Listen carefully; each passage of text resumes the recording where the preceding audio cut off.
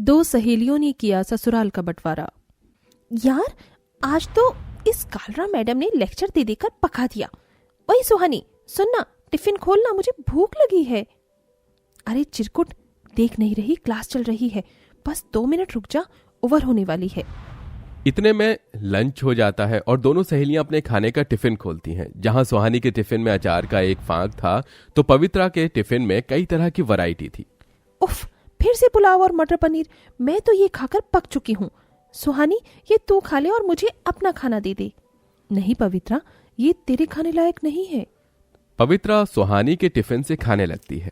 कितनी टेस्टी है ये चूल्हे की रोटी और ये अचार, उतना ही चटपटा और खट्टा।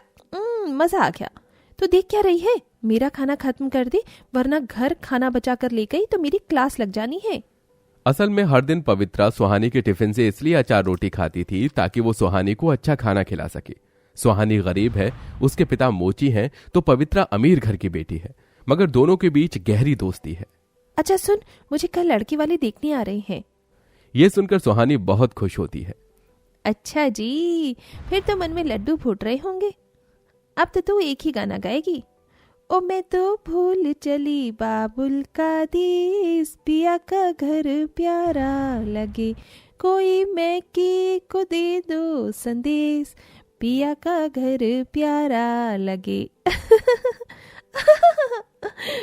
तभी एकदम से मुस्कुराते हुए पवित्रा उदास हो जाती है।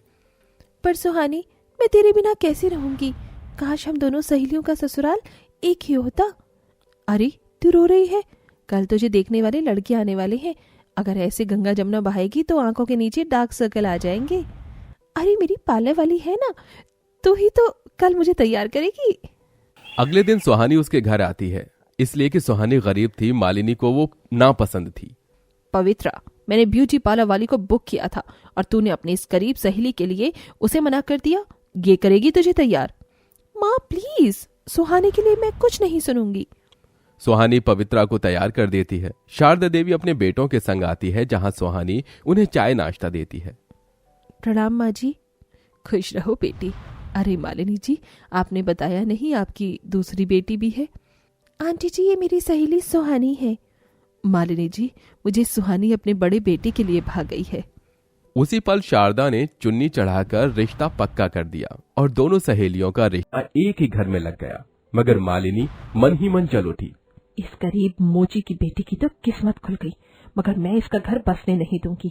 इसकी शादी तोड़वा कर रहूंगी। कुछ ही दिन में दोनों सहेलियां ब्याह कर ससुराल आ गईं। ओह माय गॉड, कितना सुंदर ससुराल है। ये कहकर पवित्रा ने कदम बढ़ाया, तभी सास ने कहा, रुको छोटी बहू, सुहानी तुम इस घर की बड़ी बहू हो, पहले तुम गृह प्रवेश करो। जी माँ जी। सुहानी का ससुराल में पहला स्वागत देखकर पवित्रा का मुंह बन गया। आज से ये ससुराल तुम दोनों सहेलियों का है, सब तुम्हें ही निभाना है। जी माँ जी। अगले दिन दोनों सहेलियों का ससुराल में पहला दिन होता है। सुहानी सुबह उठकर पहली रसोई का सारा खाना तैयार कर देती है, वहीं पवित्रा को उठने में देर हो जाती है। ओह गॉड, पहले ही दिन उठने में लेट हो गई। पवित्रा नहा धोकर रसोई में आई और जल्दी जल्दी हलवा बनाने लगी। और जब हलवा लेके बाहर आई तो सबको मेज पर खाते देखा। वाह सुहानी, भाभी क्या गजब का खाना बनाया है आपने, मजा आ गया। सचमुच सुहानी बहू, तेरे हाथों में साक्षात माँ अन्नपूर्णा का वास है। धन्यवाद माँ जी। सहेली की तारीफ सुनकर पवित्रा अंदर ही अंदर जलकर खाक हो गई। सासू माँ, मैंने भी हलवा बनाया है, खाकर बताइए ना कैसा बना है। पवित्रा ने जला हुआ हलवा सास को परोसा। अरे बहू, ये कैसा हलवा बनाया है, जरा इसकी जात तो देख। मेरा तो देखकर ही मन हट गया। सीख अपनी सहेली से कुछ। बड़ी बहू, ये लो तुम्हारा शगुन, ये हमारा खानदानी हार है, अब तुम इसकी हकदार हो। सास के द्वारा दिए सोने के हार को सुहानी के मिलने पर पवित्रा पैर पटकते कमरे में आ गई। इतने में मालिनी का फोन आ गया। माँ। पवित्रा, क्या हुआ मेरी बच्ची? पवित्रा मालिनी को सारी बात बताती है। यही सही मौका है आग में घी डालने का। तेरी ये गरीब सहेली कभी तेरी सगी थी ही नहीं। दिखा दी ना उसने अपनी औकात। इससे पहले कि वो सारी धन संपत्ति हड़प जाए, तू बंटवारा मांग ले। उस दिन से दोनों सहेलियों के बीच दरार आ गई। तभी पवित्रा ने बंटवारे की बात रखी। सासू माँ, मुझे इस घर का बंटवारा चाहिए। सुहानी की आंखें भर आईं। पर पवित्रा, हम एक दूसरे से अलग ना हो, इसलिए हमने एक ससुराल चुना था। फिर बंटवारा क्यों? क्योंकि मुझे आज सब कुछ समझ आ गया है। तो जैसी गरीब को मैंने अपनी सहेली मानकर कितनी बड़ी गलती की। और इसके 2 बेटे हैं। जेठ जी कुछ खास कमाते नहीं तो एक कार्तिक अकेला कमर तोड़कर सबको क्यों खिलाए? पवित्रा, मुझसे कोई गलती हुई है क्या? मुझे डांट ले, लेकिन ऐसे अलग होने की बात मत कर मेरी बहन। पर पवित्रा का दिल नहीं पिघला। उसने सुहानी को धक्का दे दिया। दूर हट मुझसे। तू मेरी सहेली नहीं बल्कि वो आस्तीन का सांप है जो मेरी खुशियां खा गई। मुझे बंटवारा चाहिए। बहू, तुझे बंटवारा चाहिए ना? तो फिर ठीक है, तुझे घर का जो हिस्सा चाहिए तू ले ले।